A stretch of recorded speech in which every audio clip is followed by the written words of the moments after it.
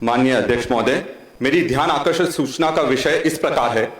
सिंगरौली जिले के धरौली, अमरेली, बिरकुनिया, जमघट, झांझी, अमरवा आदि गांवों में अंधाधुंध जंगल की कटाई की जा रही है। कोयला खनन एवं पूंजीपतियों को लाभ प्रदान करने हेतु गरीब आदिवासी के हकों को खत्म किया जा रहा है। ग्राम सभाओं की अनुमति दबाव पूर्वक डर के भय के माहौल में बनाकर ली जा रही है, जिसकी न्यायिक जांच की जाना आवश्यक है। पूरे जिले में फॉरेस्ट राइट एक्ट, पैसा कानून की धज्जियां उड़ाई जा रही हैं। इसके अलावा बहुत सारे कानूनों का उल्लंघन किया जा रहा है। तकरीबन 6 लाख पेड़ों को काटा जाना है। धरौली कोल ब्लॉक में 1398 हेक्टेयर वन भूमि के वन का विनाश की ओर अग्रसर किया जा रहा है। इस जिले में बड़े पैमाने पर वन विनाश से जल स्रोतों पर असर एवं ग्रामीणों का विस्थापन हो रहा है। मैं सदन की इस सर्वदलीय समिति सिंगरौली जिले में वन कटाई के मामले की जांच हेतु भेजने की मांग करता हूं, ताकि आदिवासियों को उचित न्याय प्रदान कर वन संरक्षण किया जा सके।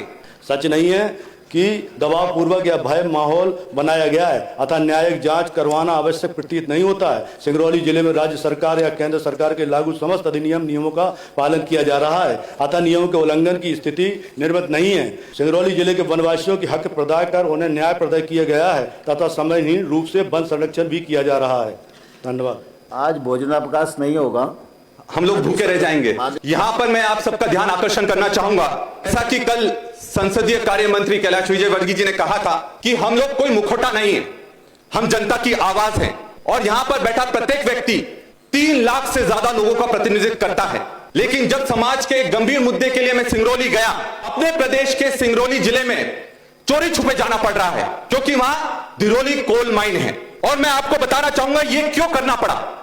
जब एक विधायक को चोरी छुपे अपने प्रदेश के एक जगह जाकर वहां की स्थिति को सबके सामने लाना पड़े, फेसबुक लाइव करना पड़े।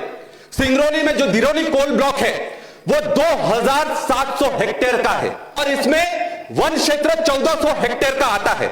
और ये स्टार्टा टेक मिनरल रिसोर्सेज का है, जो कि अडानी एंटरप्राइज लिमिटेड की सहायक कंपनी है।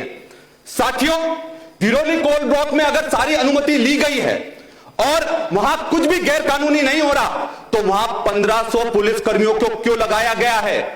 क्या कारण है कि पुलिस के दिशा निर्देश में, उनके संरक्षण में वनों की कटाई वहां चल रही है? वहां पर जो 8 गांव हैं उनको बाहर आने की अनुमति नहीं है और बाहर से किसी को अंदर जाने की अनुमति नहीं है।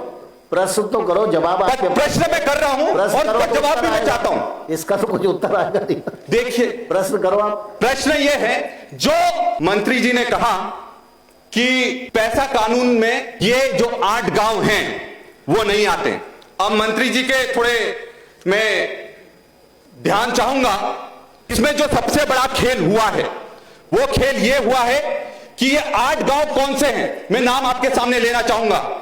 ये 8 गांव के नाम हैं, जो यहां पर एक गांव है आमदान, एक है अमराई खो, दूसरी है बेड़दा, चौथा है बेलवार, फटापानी, झलारी, धरौली और सिरसवा। यहां पर जो 6 गांव हैं, अमरखोय, बासी बेड़दा, बेलवार, फटापानी, झलारी और सिरसवा, ये शेड्यूल एरिया में आते थे। कुसमी ब्लॉक था, जब अनविभाजित सीधी था, तब ये सारे के सारे ब्लॉक, सारे के सारे गांव ब्लॉक कुसमी में आते थे और तब ये आरक्षित क्षेत्र में आता था। पर आज इसको आरक्षित अधिसूचित क्षेत्र से बाहर कैसे कर दिया गया, इसका आप जवाब दीजिए। और सबसे बड़ी जो दुख की बात है कि इसका नाम धरौली रखा गया। धरौली क्यों रखा गया अध्यक्ष जी? वो इसलिए रखा गया क्योंकि धरौली अधिकृत अधिसूचित क्षेत्र में नहीं आता। बाकी जो 6 गांव हैं वो अधिसूचित क्षेत्र में आते हैं। इस पर मैं चाहूंगा कि मंत्री जी अपना स्पष्ट करें अपना वक्तव्य। बैठिए। चोरी वोरी वाली बात नहीं है। जो केंद्र सरकार हमारी सेंटर से government of India ministry of environment forest की एक परमिशन भी है। सारी चीजें सबके सामने, इसमें कोई लुकी छुपी तो वाली बात नहीं है। मगर मुझे समझ में ये नहीं आ रहा अध्यक्ष महोदय कि इसमें कोई समस्या तो इन्हें होना ही नहीं चाहिए। जितने पेड़ काटे जा रहे हैं उतने पेड़ भी लगाए जा रहे हैं। पेड़ काटना, 6 लाख पेड़ काटना, ये कहां की मानवता है? विक्रांत जी, माननीय अध्यक्ष महोदय, कि जितने पेड़ काटे जा रहे हैं उतने पेड़ लगाए जा रहे हैं, जितनी जमीन जा रही है उतनी जमीन भी उपलब्ध हो गई है। अब 485 लगभग करोड़ रुपया सालाना शासन को भी मिलेगा। वो तो मुझे लगता है कि विधायक जी को तो धन्यवाद देना चाहिए हमारी सरकार का, इसमें कोई ऐसी आपत्ति वाले विषय तो है नहीं है। अध्यक्ष जी, मेरा सवाल साफ है। देखिए कि ये जो बात कर रहे हैं और जो पेड़ लगाने की बात कर रहे हैं, ये भी मैं सदन के सामने रखना चाहूंगा। सिंगरौली से पेड़ काटकर आप कहां लगा रहे हो?